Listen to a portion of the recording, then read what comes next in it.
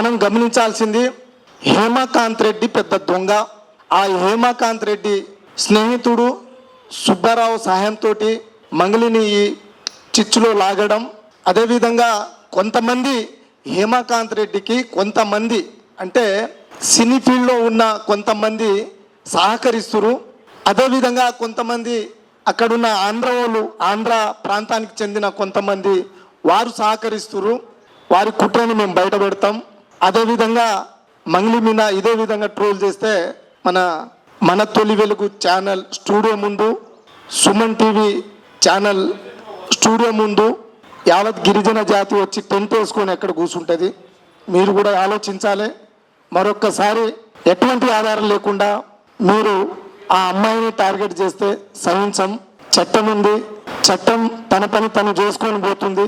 మరి అందులో మంగళి పాత్ర ఉంది ఖచ్చితంగా వ్రాతపూర్వకంగా అంటే న్యాయం సహించదు, ఆమెను కూడా శిక్షిస్తుంది.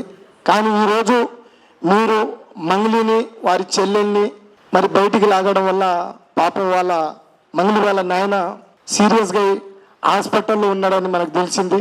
మరి ఎవరికైనా ప్రాణ నష్టం జరిగితే మరి ఎవరు బాధ్యత వహించాలో తర్వాత మీడియా వాళ్ళే చూపించాలి. మిగతా మీడియా వాళ్ళు వాస్తవాలు తెలుసుకొని మాట్లాడుతురు. మరి వారికి కూడా ధన్యవాదాలు. వాస్తవాలు తెలుసుకొని కొంత మీడియా మిత్రులు కూడా చెప్తారు.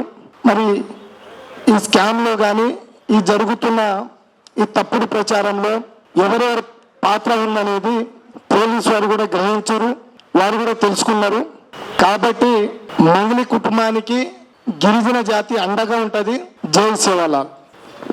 మిత్రులారా, ఒక విషయం ఏంటంటే ఈ స్కాము 6 నెలల క్రితమే బయటపడింది.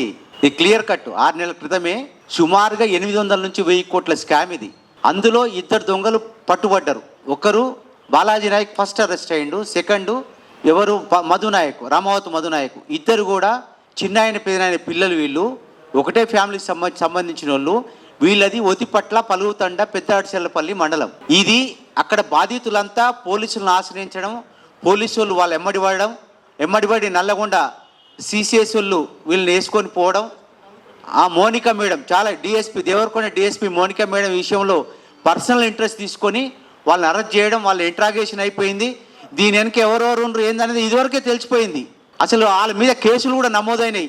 మీరు అంగడిపేట పోలీస్ స్టేషన్కి, గుడిపల్లి పోలీస్ స్టేషన్కి ఫోన్ చేసి కనుక్కుంటే ఇప్పుడు మీకు అక్కడ క్లియర్గా వీళ్ళ వివరాలను తెలుస్తాయి. ఆల్రెడీ వీళ్ళు ఎవరెవరు అందులో దొంగల ఉన్నారు, ఈ స్కామ్లో ఎవరెవరు ఉన్నారు అనేది టోటల్ క్లియర్గా బయటపడ్డది. కానీ ఇప్పుడు 6 నెలల తర్వాత ఈ మంగళి పేరుని ఇప్పుడు ఎందుకు తీసుకొచ్చారు అనేది ఎవరికి అంతుపట్టని విషయం. కానీ ఇందులో పెద్ద కుట్ర దాగింది. ఆ కుట్రదారులను ఖచ్చితంగా గిరిజన సంఘం బయటికి లాగుతుంది, వాళ్ళ భర్తం పడుతుంది. Thank you.